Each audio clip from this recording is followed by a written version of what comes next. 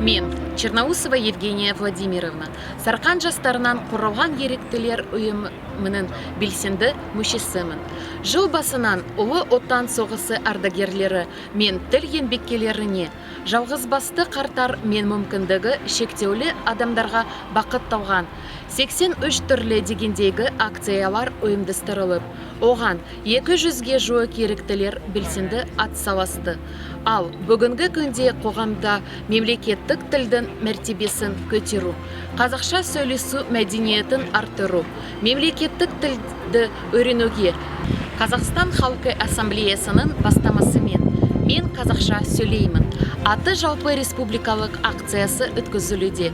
Қазіргі таңда 140-тан астам этнос бір шаңырақ астанды бақытты, бейбіт ғұмыр кешіп келеді.